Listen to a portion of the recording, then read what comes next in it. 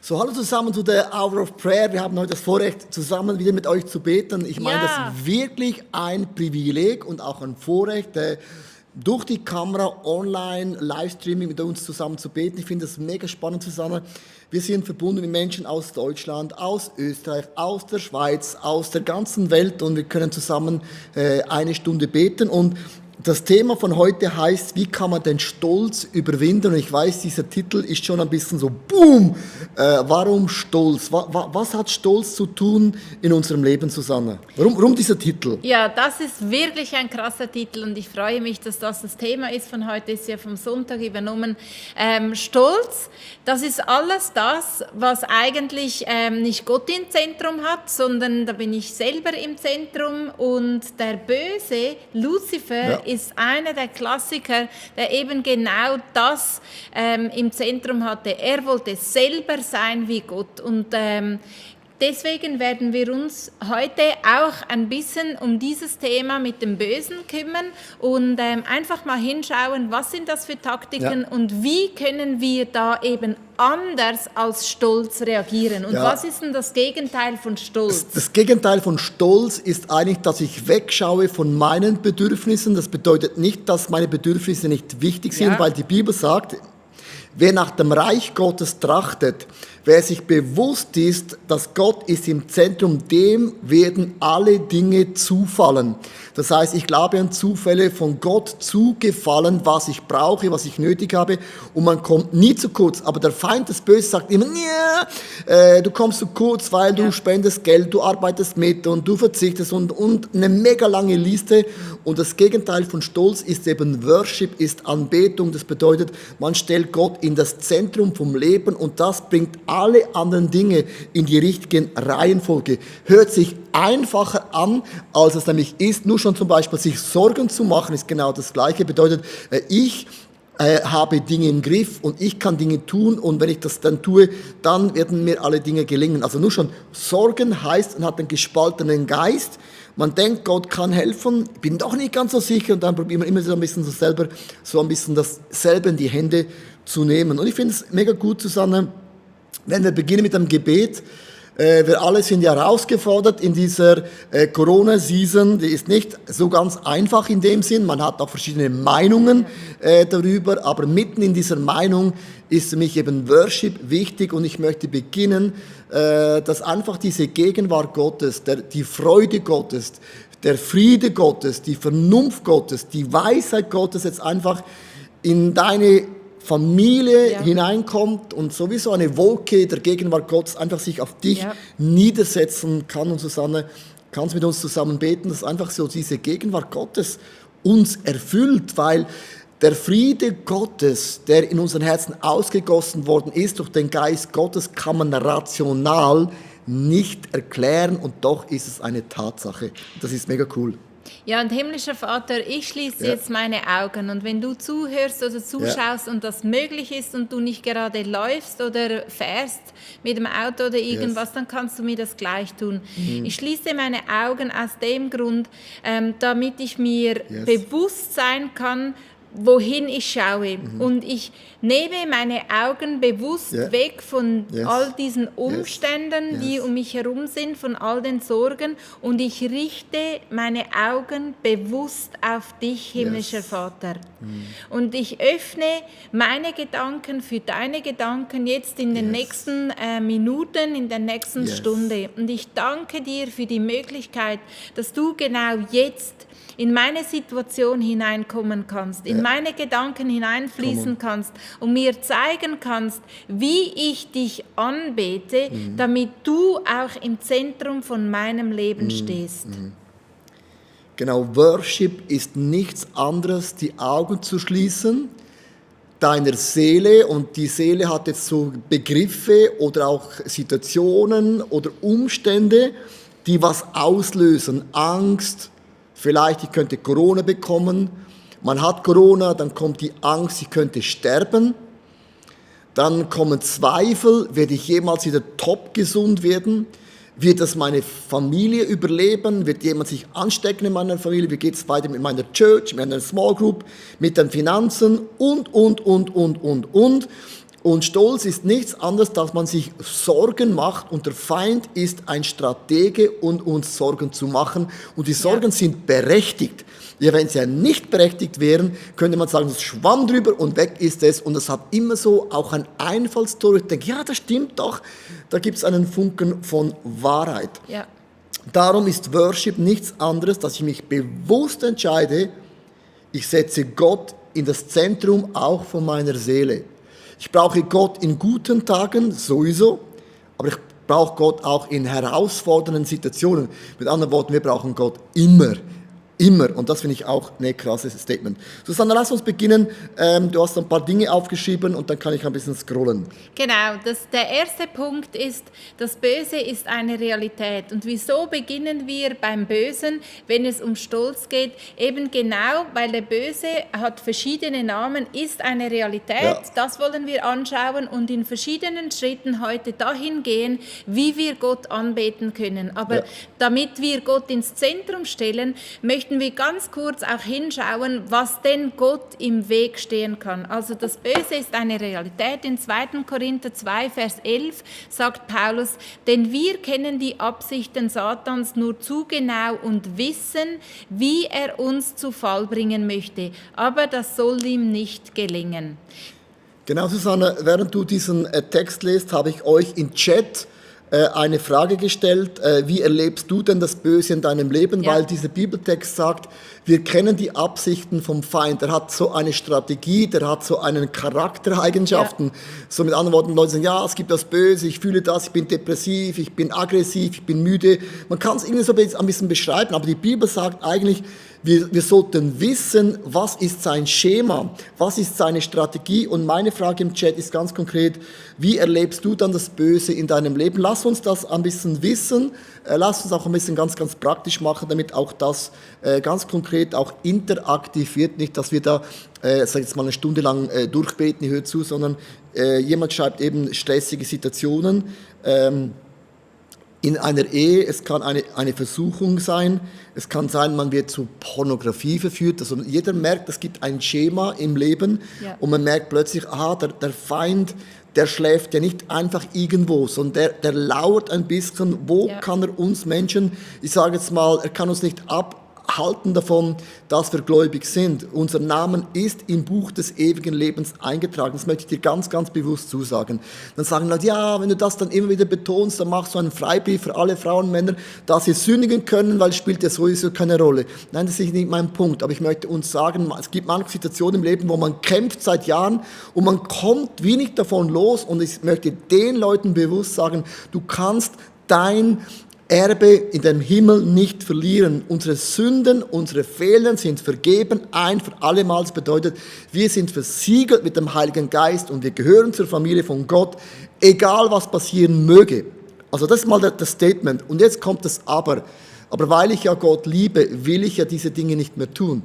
Weil alle diese Dinge, die ich dennoch tue, hat eine Auswirkung auf mein Leben. Und dass niemand von uns will diese Dinge nochmals erleben. Und das ist für mich mega wichtig, dass wir uns immer wieder zurufen, ich bin ein Sohn und ich bin eine Tochter Gottes. Mein Name ist eingetragen im Buch des ewigen Lebens. Ich habe einen Himmel, der auf mich wartet. Ich habe eine Zukunft, die ist größer als meine Vergangenheit. Und auch wenn ich Dinge in meinem Leben erlebe, ich habe sie gelöst, Depressionen, Selbstzweifel, Stimmen, ich habe viele Dinge falsch gemacht, ich bin schlecht, das sind Widerstände. Hey, das sind alles Eigenschaften, wo der Feind uns den Segen Gottes rauben möchte. Aber wir wissen, Susanne, was wissen wir dann? Ja, das ist eine gute Frage. Im 2. Korinther 2, Vers 11 steht, denn wir kennen die Absichten Satan zu genau und wissen, wie er uns zu Fall bringen will. Das steht dann also platt da, aber nicht alle erleben das so und dafür möchte ich beten, dass wir einfach heute wieder ein Stück mehr begreifen, wie da steht, wir kennen die Absichten Satans. Und himmlischer Vater, hier sind wir mit allen Zuhörerinnen und Zuhörern und da steht, denn wir kennen die Absichten Satans nur zu genau und wissen, wie er uns zu Fall bringen möchte. Und ich bin hier und ich sage einfach, Gott, hilf mir, schenk mir dieses Wissen für mein persönliches Leben. Das ist mein Gebet für mich persönlich und für jede einzelne Person, die zuschaut und zuhört, dass wir dieses Wissen bekommen. Und du sagst, wo uns Weisheit mangelt, da sollen wir dich fragen. Und wir haben dieses Wissen nicht immer, wir blicken nicht immer durch in unserem Leben, weil wenn wir immer wüssten, was genau abgeht, dann hätten wir weniger Streit mit unseren Ehepartnern, dann würden wir Dinge weniger persönlich nehmen, dann wären wir weniger anfällig auf Beleidigungen und so weiter und so fort. Und danke, dass du uns da einfach lehrst, Heiliger Geist. Genau, und ich bete jetzt für alle diese Leute, die da reingeschrieben haben im Chat, ich bete für Leuchtine, ich bete, dass deine schlechten Gedanken sich wendet in die Zusage von dem Gott im Himmel, der dir sagt, du bist kunstvoll gebildet im Leibe von deiner Mutter. Die Hand Gottes hat dich geformt. Und es gibt nichts Größeres als die Hand Gottes im ganzen Universum. Ja. Und wenn schon die Hand Gottes sich kunstvoll gebildet hat, wer hat das Recht, dir zu sagen, dass du nicht genügst? Und ich möchte beten, auch für deine Finanzen, dass Gott ist dein Versorger. Ich kenne nicht deine Situation, aber Gott hat versprochen, wer nach dem Reich Gottes trachtet, dem werden alle Dinge zufallen, weil Gott, du bist unser Versorger und dein tägliches Brot gibst du uns heute. Und ich bete, dass du heute die Versorgung Gottes konkret erlebst. Ich bete auch für die Widerstände, die du in deinem Leben erlebst. Wo Widerstände da sind, ist es auch eine Botschaft, dass Gott hat ein Potenzial in dich hineingelegt und der Feind widersteht nur den Menschen, die etwas bewegen. Das ist auch ein Kompliment. Du bewegst etwas, darum widersteht dir etwas.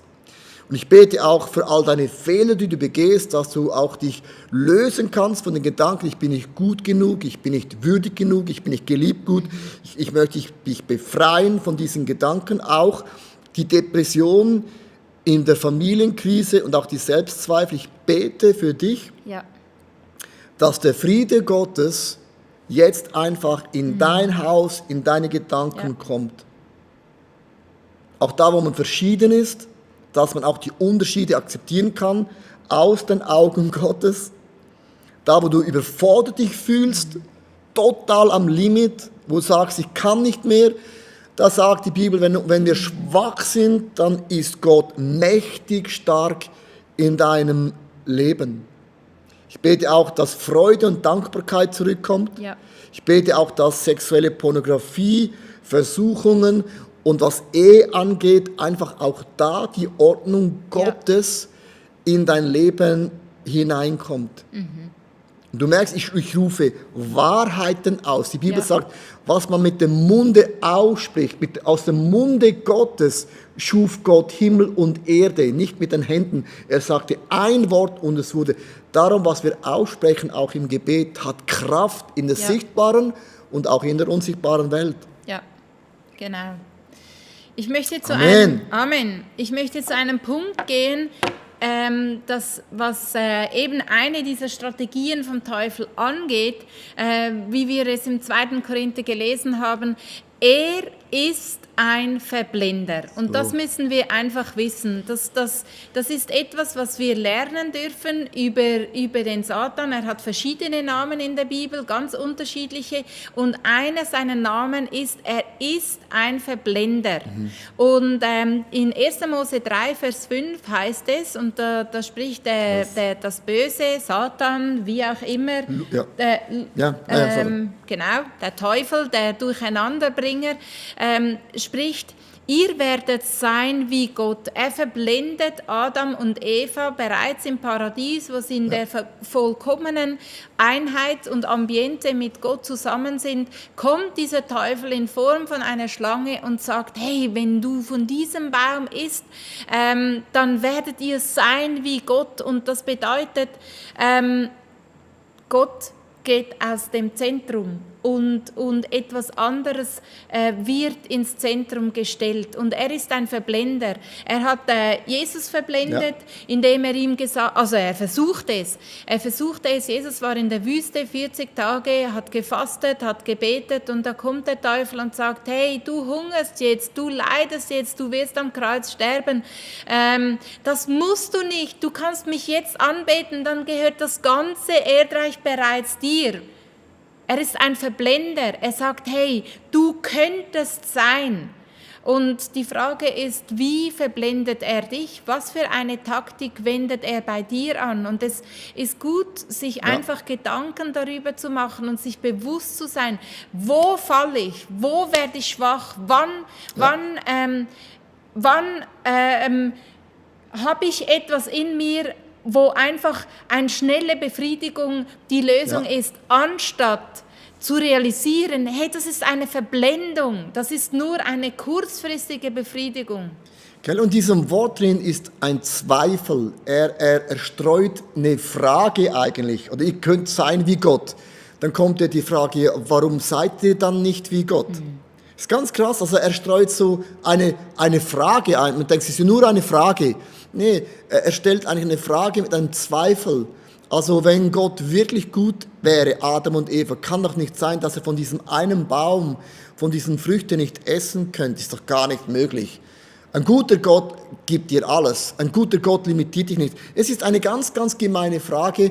Und meine Frage ist, wenn wir über die Verblendung sprechen, was für Fragen oder Zweifel hörst du in deinem Herzen? Es kann eben sein, wir haben schon gehört im Chat, ja, ich bin nicht gut genug, weil ich mache immer noch Fehler. Also wenn ich ja eine echt erweckte Christin wäre, dann hätte ich ja keine Zweifel mehr. Wieso habe ich dann die Zweifel noch? Ja. Mit anderen Worten, dann kann doch die Kraft Gottes doch nicht ganz genügen in meinem Leben. Und ich fände es schön, Susanne, wenn du jetzt einfach beten kannst, dass Gott diese Zweifel, die wir haben, müssen wir ersetzen mit einer Wahrheit. Weil Jesus sagte in der Wüste zum Feind, aber in der Bibel steht geschrieben, er hat eigentlich Bibelverse zitiert, er hat eigentlich proklamiert das Wesen Gottes. Gott hat auch eine Wesensart, Gott hat auch eine Strategie. Ja. Gott hat auch, statt Zweifeln, bewirkt Gott in uns Glauben und Hoffnung. Man sagt, Menschen, die keine Hoffnung mehr haben, die haben alles verloren. Aber Gott hat uns Hoffnung gegeben durch den Geist Gottes, der in uns drin wohnt. Susanne, kannst du mit uns zusammen beten, dass einfach der Geist der Hoffnung in uns hineinfällt, dass das, was kommt, ist besser, als wo wir drin sind. Ja, genau. Himmlischer Vater, wir kommen vor dich und wenn Satan ein Name ist, dass er der Verblender ist, dann stelle ich mir einfach vor, dass sein grelles Licht uns einfach so oft anstrahlt und wir einfach nichts mehr sehen. Und ich bitte dich, Heiliger Geist, weil du, Gott, du bist Licht und du blendest nicht und du verblendest nicht, sondern du erleuchtest und beleuchtest. Und wenn du jetzt dein Licht über jedem von uns leuchten lässt, dann ist das stärker als das Blenden als von diesem Verblender. Und jetzt bitte ich dich, Heiliger Geist, dass du jede einzelne Person einfach berührst und lehrst, wie du es versprochen hast und so eine Strategie im persönlichen Leben aufzeigst, wie der Teufel jede Person von uns angreift, wo, dass wir immer wieder verblendet werden, uns verblenden lassen und dann deine Hoffnung nicht reinkommen kann. Und ich danke dir, dass dein Licht stärker ist als alles andere. Sprich du, Heiliger Geist. Hol uns ab, ruf uns ein Erlebnis in Erinnerung, eine Begebenheit in Erinnerung, Heiliger Geist. geh du einfach zu jeder Person und wecke etwas auf, dass wir erkennen, wo wir reingefallen sind, wo wir uns haben verblenden lassen. Sprich du, Heiliger Geist. Jetzt hast du gebetet einfach, dass diese Wahrheiten Gottes reinkommt, dass der Geist Gottes spricht. Und ich möchte euch einen Bibelvers vorlesen und das ist für mich so der Schlüsselsatz von heute. Jedes Gebet ist ein bisschen anders, aber das ist so der Schlüsselsatz von heute und zwar, dass wir eben nach dem Ebenbild Gottes erschaffen worden sind. Und Susanne, vielleicht kannst du diesen Vers vorlesen. Ja, das steht im 1. Mose 1, Vers 27 und da steht, so schuf Gott den Menschen als sein Abbild. Ja, als Gottes Ebenbild. Und er schuf sie als Mann und Frau. Also wenn man das so liest, habe ich oft so, ich hatte mit diesem Bibeltext mega Mühe, habe gesagt, was, also wenn ich mich anschaue, dann so ist Gott, aber eigentlich habe ich ein Bild, das hat mir mega geholfen, wenn du alle Menschen auf der Welt, die es gibt, von Hautfarben, von Haarfarbe, von Age-Gruppen, von Sprachen, was auch immer, wenn du alle Menschen, die jemals gelebt haben, zusammennimmst, dann siehst du Gott. Und ich bin ein Teil davon, vom Ebenbild Gottes. Also ich bin so ein Teil davon, von so wie Gott ist. Das heißt, ich Schöne Vorstellung. reflektiere einen Teil von der Art, wie Gott ist. Und darum hat jeder Mensch hat etwas beizutragen, ist befähigt, hat Talente, hat Ideen, ist kreativ, von Gott gesegnet. Und das ist so mein Bild, das ich mir entwickelt habe. Aber es bedeutet auch, und jetzt kommt eben das auch, wir sind nicht Gott. Der Teufel sagte, ihr könnt sein wie Gott und das stimmt schon gar nicht, weil Gott kann nicht sterben. Ein Kind hat gefragt, kann Gott sterben? Nein, Gott stirbt nie. Also Gott stirbt nicht, Gott hat keine Limitationen, Gott hat keine Probleme, Gott ist nicht nervös, sondern Gott steht über Zeit, über Raum, über alles, was es gibt. Also, verstehst du, was ich meine? Aber wir sind ein Teil von Gott, bedeutet, wir sind nicht Gott, das heißt, wir haben Begrenzungen. Ja. Und vielleicht können wir diese Begrenzungen ganz kurz zusammen anschauen. Haben wir nicht. Gut, spielt keine Rolle. Spielt keine Rolle, aber es heißt, es macht uns auch bewusst. Also ich kann die Begrenzungen ja mal einfach so aufzählen. Zum Beispiel körperliche Limitationen. Wir sind begrenzt mit unseren Talenten, mit dem, was wir können, mit dem, was wir wahrnehmen, wie du schon gesagt hast. Mit Raum und Zeit sind wir begrenzt. Also wir sind auch begrenzt mit unseren Kräften, mit der Lebenszeit habe ich da noch aufgeschrieben, mit unserer Persönlichkeit, mit Ausbildung und Karriere, wo wir herkommen, das sind unsere natürlichen Begrenzungen. Genau, das sind die natürlichen Begrenzungen. Wenn ich ein Ebenbild Gottes bin, reflektiere ich eine Sequenz von Gott, aber ich habe Limitationen. Wieso sage ich das? Weil der Feind uns etwas einredet, ich kann alles, ich bin alles, du musst nur genügend Kraft geben und wenn du das alleine machst, dann bist du erfolgreich, du gehst durch die Decke. Und Gott sagt, ihr seid ein Ebenbild, ihr reflektiert eine Art und jetzt kommt the good news. The good news. Gott hat uns den Heiligen Geist anvertraut. Und wenn du das Alte wie das Neue Testament liest, wenn der Geist Gottes auf Menschen kam, egal was der Hintergrund ist, die Sprache, die Begabung, der Geist Gottes hat Limitationen bei Menschen gesprengt. Durch den Geist Gottes entstehen Wunder. Durch den Heiligen Geist entstehen Zeichen. Durch den Heiligen Geist wird Zeit und Raum plötzlich weggeschoben. Und das ist genau der Power vom Heiligen Geist. Ja. So oft denken, ja, der Heilige Geist ist etwas ganz, ganz Komisches. Er ist nicht komisch. Er ist nicht wegzudenken in meinem Leben. Ja. Und was ich gerne jetzt beten möchte, ist einfach, dass der Heilige Geist ganz frisch auf dich fällt. Es ist nicht so, wenn ich Ja zu Jesus sage, werde ich versiegelt mit dem Heiligen Geist und dieses Siegel kann man nicht mehr wegnehmen. Aber was im Neuen Testament immer wieder geschah, sie wurden erneuert, sie wurden erfrischt vom Heiligen Geist. Und das ist das, was wir immer wieder brauchen, weil manchmal sind wir so in eine Situation reingeraten, wir wissen nicht mehr raus und der Geist Gottes kommt immer wieder frisch und neu in unser Leben hinein. Und das ist wie so eine Dusche, die man am Morgen macht. Man duscht sich mit Shampoo und so und dann denkt man, ist wunderbar. Und lass uns so eine Heiligen Geist Dusche zusammen erleben, wo wir uns so richtig einschamponieren.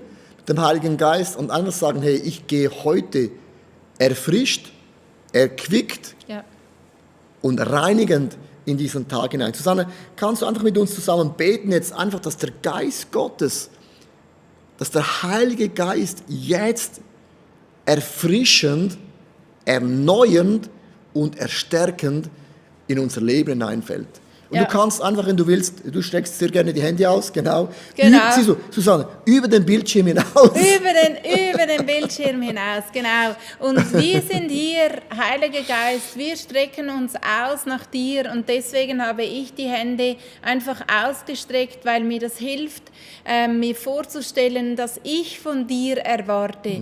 Heiliger Geist, dass du mit einer frischen Salbung, sagt man so schön, mit dieser frischen Kraft kommst, auf mich, auf Leo, auf jede einzelne Person, die zuschaut, die zuhört, die uns auch schon geschrieben hat. Heiliger Geist, ich wünsche mir einfach eine frische Füllung von dir, eine frische Füllung von dir. Und Salbung sagt man ja einfach, weil du mit Öl verglichen wirst oder ja, das ein Bild für dich ist, wie wenn ich neu geölt werde, wie wenn eine rostige Fahrradkette wieder neu besprüht wird mit Öl und es dann einfach wieder besser läuft. Und komm, Heiliger Geist, komm.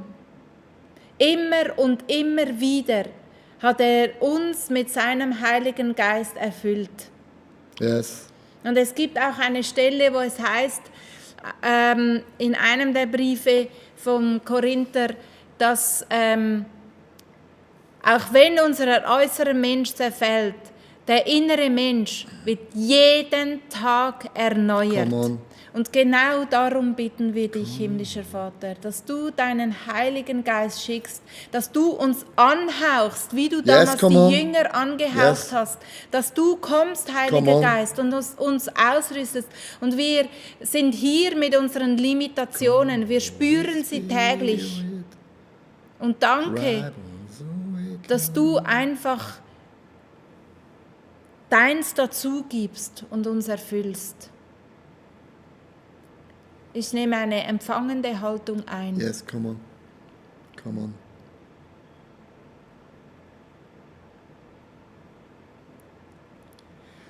Und weißt du, wo der Geist Gottes wirkt? Und das ist so ein kleiner Tipp, den ich mir und uns allen auf den Weg geben möchte. Der Geist Gottes operiert nicht im Stress. Der Geist Gottes operiert auch nicht unter Druck. Sondern der Geist Gottes wirkt da, wo man ihm Raum gibt. Und die Jünger waren ja im oberen Raum gewesen, haben einfach gewartet am Pfingstfest, dass der Geist Gottes neu kam. Und es ist ein Warten. Warten ist nicht etwas Passives. Warten ist etwas Aktives, dass ich weiß und glaube, dass Gott hat mir jetzt versprochen, dass der Geist Gottes erfrischend alle Limitationen heute sprengt an Finanzen, wo die Vision ausgegangen ist, wo du sagst, ich weiß nicht mehr weiter in meiner Firma oder ich bin seit Monaten arbeitslos und ich habe so viele Bewerbungen geschrieben, aber nichts scheint zu funktionieren. Ich positioniere mich aktiv, lehnend, empfangend, Hände hoch, was auch immer du machen willst. Es ist eine aktive innere Glaubenshaltung, dass ohne den Geist Gottes wir diese Dinge nicht brechen können. Und dann kommt eben der Feind und bietet uns mit den Lügen, mit den Zweifeln Dinge an, die sind total nicht realistisch. Aber der Geist Gottes sprengt alles, das es gibt in unserem Leben. Jede Struktur und jedes Denken, das uns gefangen nimmt und alle meine Erfahrungen, die ich gemacht habe, auch meine Laune oder meine Gefühlslage, wo ich drin bin, alles sprengt dieser Geist Gottes. Hey, der Geist Gottes ist nicht so etwas spooky, was ich nicht sehen kann. Es ist egal, ob du jetzt, es hat auch nichts mit charismatisch zu tun, hat nichts zu tun mit was für eine Church du gehst, weil ich die Bibel lese, heißt nicht, ich schreibe an die FG, an die Baptistenkirche, an ICF Zürich, an Hillsong oder an Bethel. Die Bibel ist geschrieben an Söhne und Töchter Gottes. Es ist nicht kirchenzugehörig, sondern der Geist Gottes gehört allen. Kann man nicht pachten, abonnieren, der gehört uns, wir sind die Gemeinde mit dem Geist Gottes. Nein, wir alle haben das. Und das finde ich mega cool. Mega cool, weil die Bibel spricht, dass wir Jesus nachfolgen vom ganzen Herzen. Susanne, es gibt eine Strategie und die möchten wir euch auch mit auf den Weg geben. Ja, wie kann ich jetzt mit den Zweifeln, mit den Reden vom Teufel umgehen? Es gibt ein ganz, ganz einfaches Bild und ich liebe Bilder, weil die Bildersprache, die bleibt uns extrem. Man kann dem Teufel einfach den Rücken zuwenden und zudem möchten wir euch einen Bibeltext lesen. Der ist ein bisschen theologisch, möchte ich das nicht jetzt erklären, was da gemeint ist, ein bisschen spooky. Aber ich finde es interessant, wie uns die Bibel erklärt, wie man mit diesen Angriffen umgeht. Also soll ich jetzt da kämpfen und alles ziehen? Sondern heißt in Judas Kapitel 1, Vers 9, das wagte nicht einmal Michael und er ist doch ein Fürst der Engel. Als der Teufel ihm Moses Leichnam streitig machen wollte, sagte er nur, der Herr soll dich bestrafen, er beschimpft und verurteilt den Teufel nicht. Also bitte lasst uns nicht gegen ihn kämpfen. Jetzt sagen aber die Leute, ja, aber die Waffenrüstung ist uns ja gegeben, um zu kämpfen. Nein, das ist nicht ein Bild, um zu kämpfen. Es ist ein Bild, das uns bewusst macht, der Helm sind, wie ich denke. Den Gürtel heißt, ich habe die Wahrheit Gottes in mir. Das Schwert bedeutet, dass das Wort Gottes ist mein Fundament. Die Stiefel bedeutet eigentlich symbolisch, ich bin ein Evangelist und eine Evangelistin. Es ist eigentlich nicht etwas, ich ziehe es an und ich kämpfe. Es macht mir bewusst, wenn ich in diesem Kampf bin, dass ich ausgerüstet bin mit Eigenschaften Gottes und wir müssen einfach dem Teufel den Rücken zudrehen. Wie macht man das? Ja, ich möchte noch ein bisschen bei der Waffenrüstung bleiben, weil ich gerade so in meiner Vorstellung und Fantasie sehe, wie wir das Schwert halten. Und das ist ja eigentlich bei der Waffenrüstung das einzige Angriffsmittel, von wegen, dass wir nicht gegen den Feind kämpfen, sondern wir sind geschützt. Und ich halte einfach dieses Schwert, das ist das Wort Gottes und das ist genau das, was Jesus eigentlich auch gemacht hat. Ja. Er hat sich in dem Sinn nicht mit dem Teufel angelegt, sondern er hat ihm einfach die Wahrheiten von Gott aus dem Wort Gottes entgegengehalten. Und hat aber mit dem auch für sich ein Statement gemacht. Das ist ein krasses Statement, diese Mail, wo Jesus sagt, aber steht im Wort Gottes, mit anderen Worten, Jesus sprach es aus und drehte sich um und dann war die Situation erledigt. Und es ist mir einfach so vorgekommen, wie wenn man das Schwert so aufhält und wir fuchteln nicht, weil wenn wir da fuchteln, dann hauen wir uns auch noch irgendwie, zerkratzen wir uns noch, sondern wir halten das Schwert einfach hin. Wer fuchtelt, ist der Feind und er geht kaputt daran oder er geht dann weg. Ja, und im Titel haben sie wunderbar geschrieben, dreh dem Teufel den Rücken zu. Und Susanne, du warst ja dabei, dass wir da in Key Largo in Amerika unten gewesen sind, die großen Fische, magst du noch erinnern? Ja. Wir haben uns die Hände gehalten beim Schnorcheln, es kamen monstergroße Fische und du hattest mega Angst, ich auch ein bisschen so. Ein bisschen, genau. Und der Tauchlehrer hat uns gesagt, wenn ihr Angst habt, gerät nicht in Panik, dreht euch langsam um und schwimmt ganz langsam davon und dann ist der Fisch nicht mehr da, obwohl er ja noch da ist. Mit anderen Worten, turn around, also dreh dich rum, schau ihn nicht mehr an und schwimme davon und dann sind nämlich die Lügen, die Anklagen, die Zweifel, alle diese Dinge schaue ich nicht mehr an, ich höre es nicht mehr zu, ich fühle es nicht mehr, sondern ich drehe mich um und das Worship, Lieder zu singen, die Bibel zu lesen, hat genau diesen Faktor, ich bete, schaue auf den, von dem meine Hilfe kommen. Ja, und ich habe das schon richtig praktisch erlebt, weil es gibt ja Dinge, da mache ich mir Sorgen.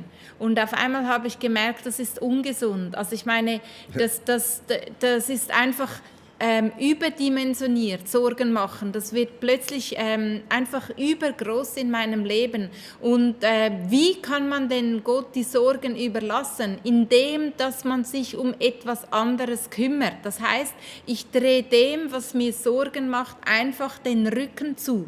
Und das ist genau das Bild, was du beschrieben hast mit dem Fisch. Und stell dir jetzt einfach mal vor, und ich schließe bereits wieder die Augen, weil es mir da einfach einfacher fällt, mir das vorzustellen, was dich im Moment belastet, was dich im Moment einfach einfach auch lockt im negativen Sinn, wo du in Versuchung gerätst und. Und jetzt lass das einfach stehen im Bewusstsein, du lädst Gott in diese Situation hinein. Ja. Und du drehst der ganzen Sache jetzt den Rücken. Und das Spannende ist, der Geist Gottes, was wir vorher gebetet haben, der macht eben Jesus in uns größer. Und wenn wir uns von unserer Not, von unserem Anliegen, von unserem Problem nicht die Augen einfach verschließen, Kopf in den Sand wie Vogel Strauß, das ist nicht die Taktik, die wir lehren, sondern wir sagen, dreh dem Teufel den Rücken, wenn du da nicht mehr weiterkommst, dreh dich um und dann schau auf Jesus, schau, wo er ist, schau diese Herrlichkeit an und bete Gott an und der Heilige Geist in dir hilft dir dabei. Genau. Und Jesi, wir legen dir jetzt alle unsere Sorgen dir hin. Ja. Sorgen hat einen Namen, das sind Situationen, die sind echt, die sind real, die sind sogar lebensbedrohlich. Ja. Wir legen dir das alles hin und ich drehe den Stimmen den Rücken zu, die mir sagen, es wird dich zerbrechen. Ja. Oder Stimmen, die sagen, aber diesmal kommst du da nicht mehr raus. Oder Stimmen, die mir sagen, Du genügst nicht. Oder Stimmen, die dir sagen, die Gnade von Gott kann man gar nicht so strapazieren. Was auch immer jetzt die Lügen und die Aussagen sind, ich drehe jetzt symbolisch einfach diesen Wörtern den Rücken zu und ich schaue Gott an. Und während du Gott anschaust, dann hat mein Gott, und das ist mein Bild, der hat keine Grenzen. Mein Gott ist nicht in Hektik. Mein Gott wird nicht nervös. Jesus hörte, Lazarus liegt im Sterben. Er kam Tage zu spät, als er schon tot war. Und dann hat er ihn vom Leben auferweckt. Also er hat sich nicht stressen lassen durch die Agenda, was man machen musste. Sondern mein Gott ist nicht in Eile, mein Gott hat keinen Stress, mein Gott kommt nie zu früh, er kommt auch nie zu spät, sondern er kennt das Timing. Und ich sage auch, mein Gott kann nicht sterben, der steht über alle diesen Zeiten. Und ich drehe meinen Gefühlen, meinen Ängsten und meinen Sorgen, meinen Zweifeln jetzt einfach den Rücken zu und ich schaue meinen Gott an. Von da meine Hilfe kommt, von da meine Beförderung kommt, von da, wo Gott Türen aufmacht, von da, wo Heilung geschieht, von da, wo auch Vergebung entsteht. Und manchmal muss man diesem Bild, wie man Gott anschaut, ein bisschen Zeit lassen. Ich muss dir ganz, ganz ehrlich sagen, Worship ist oft, was ich ein bisschen Zeit brauche, bis ich da hineinkomme, bis ich merke, oh, meine Gedanken sind nicht beim Urlaub und da und so, sondern plötzlich merke ich sehe Gott vor meinen Augen. Ich bin in diesen Sweet Spot hineingekommen. Und das ist auch das Ziel. Manchmal ist ja nicht so, wenn wir beten, dass Gott ist nicht da, aber manchmal merke ich bin nicht da. Also meine Gedanken sind irgendwo im Nirgendwo. Und darum, wenn ich Gott dich anschaue, dich anbete und ich sage bewusst, du bist Yahweh Rapha, ich spreche den Namen Gottes aus, du bist Gott der Heiler, du bist Yahweh Jireh, du bist mein Gott der Versorgung, du bist Yahweh Shalom, du bist der Gott von meinem Frieden, Yahweh Tzidkenu, du bist meine Gerechtigkeit, du bist mein Siegesbanner, du bist Elohim, du bist mein El Shaddai, du bist der Allmächtige, du bist der Allwissende und du bist allgegenwärtig. Von guten Mächten wunderbar umgeben. Es ist die Geborgenheit Gottes, die uns jetzt einnimmt wie so eine Dunstwolke. Heute war Nebel in Zürich. Man schaut raus, alles ist Nebel. Und so stelle ich mir vor, dass die Gegenwart Gottes uns einlullt in diesem Nebel, dass wir die Sorgen, die Zweifel, die Niederlagen gar nicht sehen, sondern wir sind eingebettet in etwas ganz, ganz Spezielles. Weil wenn wir Gott anbeten, ich will den Herrn loben und nie vergessen, wie viel Gutes er mir getan hat. Ja. Und Susanna, leite uns in ein Dankesgebet, wo wir jetzt Gott einfach noch die letzten paar Augenblicke und Danke sagen. Wir haben jetzt viel gebetet, Gott, für Hilfe, für Durchbruch, für Heilung, für Versöhnung. Das ist alles wichtig, weil wir kommen zu unserem Gott, weil wir wissen, Gott kann helfen. Aber im Gebet gehört auch Worship, um zu danken, dass Gott unsere Gebete hört. Ja. Und himmlischer Vater, ich danke dir, dass ich danken kann, dass es Gründe gibt, wofür ich dir dankbar bin. Ich bin dir dankbar, dass ich Kleider habe, dass ich jetzt nicht kalt habe, dass ich nicht friere. Ich bin dir dankbar, dass ich zu essen habe. Ich bin dir dankbar, dass ich aufstehen konnte heute Morgen, dass ich Leben in mir spüre, dass ich mich bewegen kann, dass ich hier diese Stunde beten kann mit so vielen anderen Menschen. Ich bin dir dankbar, dass die Sonne aufgegangen ist, dass es nicht einfach dunkel geblieben ist heute den ganzen Tag. Ich bin dir dankbar, dass es hell geworden ist. Ich bin dir dankbar, dass du zwar gestorben bist, aber du bist wieder auferstanden, dass du den Tod besiegt hast. Dafür bin ich dankbar. Ich bin dir dankbar für meine Eltern, die mir den Glauben an dich weitergegeben haben. Und während ich einfach spreche, für was ich dankbar bin, kannst du zu Hause oder wenn du unterwegs bist, einfach selber sagen, Gott, ich danke dir für meine Arbeitsstelle, ich danke dir für meine Familie, für meinen Ehemann, für meine Kinder, für die Rechnungen, die ich bezahlen kann, für mein Bankkonto, für Freundschaften, für Gesundheit, für Schlaf, für mein Bett, für eine warme Dusche, für mein Haus, für meine Wohnung. Ich danke dir, dass du dich um mich kümmerst, dass ich dich interessiere, dass du mich bei meinem Namen gerufen hast, dass ich dich gehört habe, dass ich eine Kirche habe, dass ich in der Bibel lesen kann, dass ich glauben kann, dass ich nicht hilflos meinen Situationen ausgeliefert bin. Dafür danke ich dir, dass ich aufstehen kann, dass ich die Waffenrüstung anziehen kann, dass ich geschützt bin, dass ich umsorgt bin, dass du, Heiliger Geist, mir zur richtigen Zeit die richtigen Worte gibst und die richtigen Gedanken gibst, dass du Gott über mir bist, dass es jemanden gibt, der meine Limitationen sieht und Abhilfe geschaffen hat und dass du dich in mich hinein investierst. Dafür danke ich dir. Du merkst, wenn wir jetzt Gott Danke sagen und sich ein bisschen Zeit lässt, gibt es eine so krasse Liste und das löst in uns mega Dankbarkeit auf.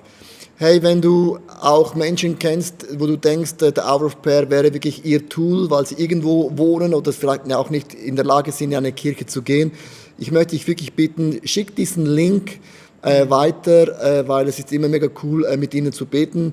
Und hast du noch nicht ICF YouTube-Kanal abonniert, bitte abonnieren, damit wir einfach ganz, ganz einfach mit uns auch in Verbindung sind. Es ist ganz, ganz einfach, es würde uns mega, mega viel bedeuten. Ich möchte enden, wo du gebetet hast, Susanne, kam noch den Psalm 23 in den Sinn. Und ich möchte uns mit diesem Psalm 23 einfach in diese Woche hinein segnen. Ja, und auch im Besonderen diese Leute, die uns speziell ihr Anliegen geschickt haben, mit diesen Anliegen vor Augen ebenfalls, beten wir einfach diesen Psalm 23. Genau. Der Herr ist mein Hirte, nichts wird mir fehlen. Er weidet mich auf saftigen Wiesen und führt mich zu frischen Quellen. Er gibt mir neue Kraft. Er leitet mich auf sicheren Wegen und macht seinem Namen damit alle Ehre.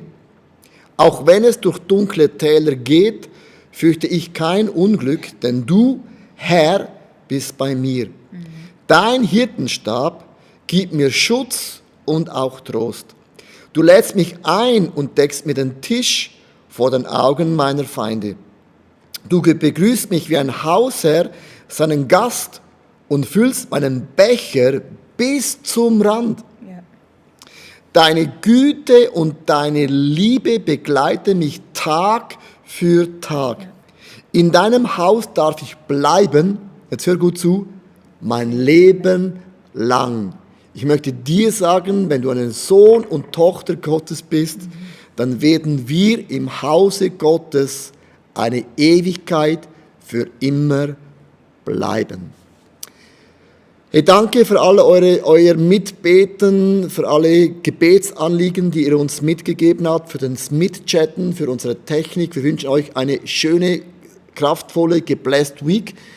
Und wir sehen uns nächste Woche, sind wir wieder da. Ja. Beim nächsten Thema und wir sagen einfach von Zürich aus, bye bye. Mach's gut. Tschüss. Ciao, ciao. Ciao.